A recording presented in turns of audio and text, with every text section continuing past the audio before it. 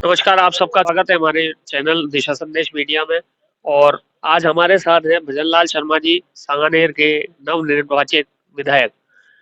Sir, आपको सबसे पहले बहुत-बहुत बधाई हो कि भारी बहुमत से आपने जीत हासिल की है और पिछले बार का भी रिकॉर्ड आपने तोड़ा है। और सामने प्रत्याशी थे आपके पुष्पेंद्र भारद्वाज जी, ऐसे में आपकी जीत बहुत बड़ी है। क्या मैसेज देना चाहेंगे सांगानेर की जनता को? सबसे पहले तो आपको बहुत बहुत धन्यवाद। मैं सबसे पहले सांगानेर की जनता का बहुत बहुत अभिनंदन करता हूँ, नमन करता हूँ और उन सभी कार्यकर्ताओं का नमन करता हूँ जो हमारे पूर्व और वर्तमान के कार्यकर्ता हैं, जिन्होंने सांगानेर विधानसभा को अजय विधानसभा बनाया है। ये हमेशा से भारतीय जनता पार्टी की सीट रही है। उन सभी तमाम कार्यकर्ताओं को दिल की गहराइयों से नमन करता हूँ, अभिनंदन करता हूँ।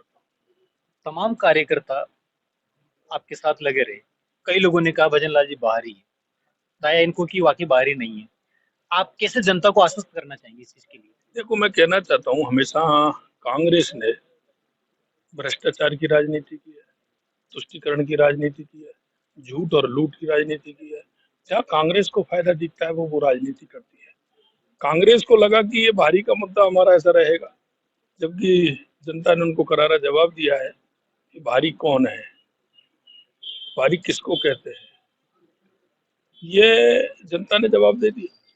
मेरे को उसमें क्या कहना है। सांगानेर का जो चुनाव है वो अद्वितीय चुनाव है, अजय सीट रही है।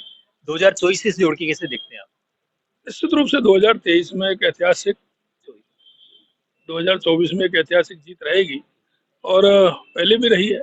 1,10,000 से हमारे सांसद जी जीते थे और अब भी हम वहाँ रिकॉर्ड बनाएंगे, इससे और ज्यादा मतों से लोकसभा जीते। नमस्कार साथियों, जय हिंद।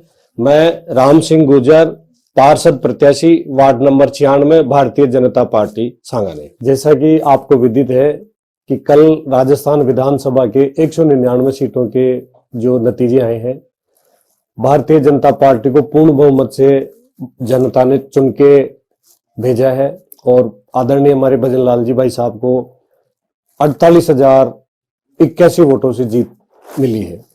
सबसे पहले मैं सांगानेर की देवतुल्य जनता को हाथ जोड़ के विनम्रता से उनको प्रणाम करता हूं कि आपने सत्य सनातन को चुना, हिंदुत्व को चुना, श्री राम जी को चुना और आपके द्वारा दिए गए एक एक मत से भजनलाल जी बहुत भारी मत से जीत के विधानसभा में जाएंगे।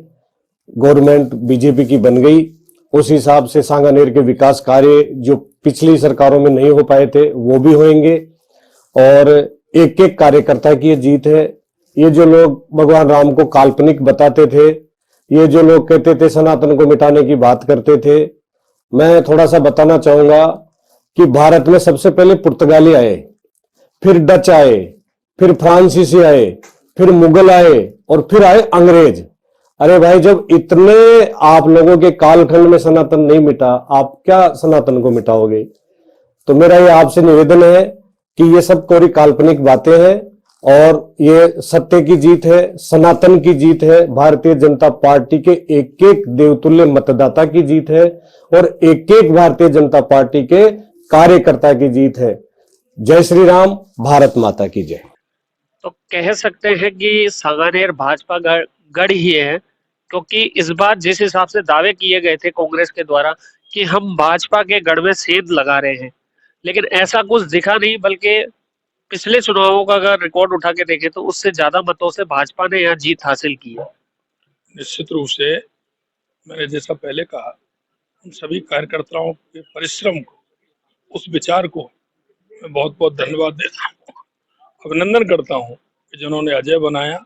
और दूसरा मैं कहना चाहता हूँ, ये पूरे राजस्थान के अंदर हमारे यशस्वी प्रधानमंत्री नरेंद्र मोदी जी का विजन था।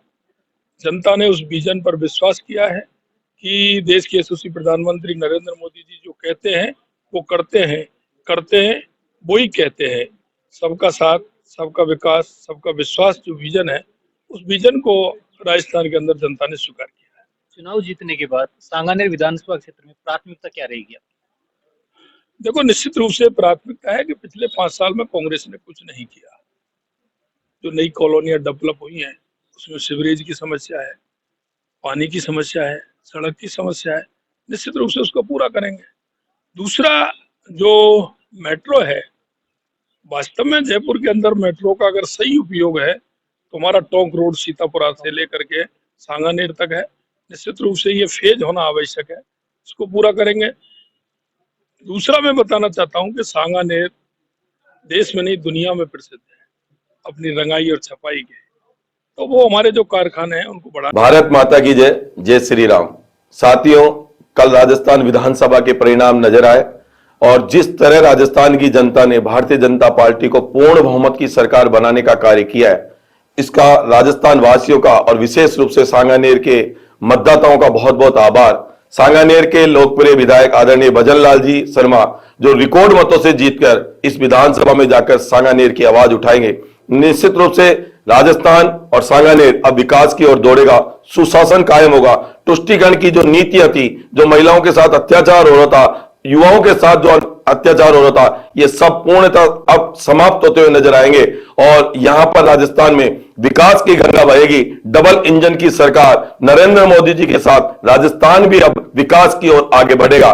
मैं एक बात कहना चाहता हूं, जिस तरह मतदाताओं ने अपना जोश, उत्साह और उमंग दिखाया, यह सिद्ध करता है कि ये तो 2023 तो एक छोटा सा परिणाम है और 2024 में नरेंद्र मोदी जी का जो स्वरूप होगा उसके बारे में आप कल्पना भी नहीं कर सकते। हिंदुस्तान में एक बार फिर नरेंद्र मोदी की सरकार भी 2024 में बनेगी, उसकी भी अग्रिम शुभकामना देता हूं। चेतन जैन निमोडिया, नगर निगम सदस्य, ग्रेटर जयपुर। करने का काम करेंगे जिससे कि हमारा आर्थिक तंत्र भी मजबूत होगा और हमारे युवाओं को रोजगार मिलेगा, उसको बढ़ाने का काम करेंगे। तुष्टीकरण और राष्ट्रवाद की बात है, क्या ये मुद्दा हावी रहा है और आगे भी रहेगा? देखो, मैं कहना चाहता हूँ, सांगानेर यही प्रदेश नहीं पूरे देश के अंदर कांग्रेस ने जो जिस तरह से जातिवाद, तुष्टीकरण के आधार पर कांग्रेस चली है, ये एक नासूर पैदा कांग्रेस ने किया है। कांग्रेस एक ऐसी पार्टी है जो देश को दीमक की तरह खा रही है। इन्होंने चाहे वो जातिवाद का जहर घोले, चाहे वो तुष्टीकरण के आधार पर चले, इसमें तेरा मेरा परिवारवाद की तरह चले। देखिए, राजनीति में जब काम करते हैं तो सभी को समान भाव से देखना चाहिए। निश्चित रूप से मैं कहना चाहता हूँ, कांग्रेस ने तुष्टीकरण किया है, ये गलत है, ये तुष्टीकरण नहीं होना चाहिए।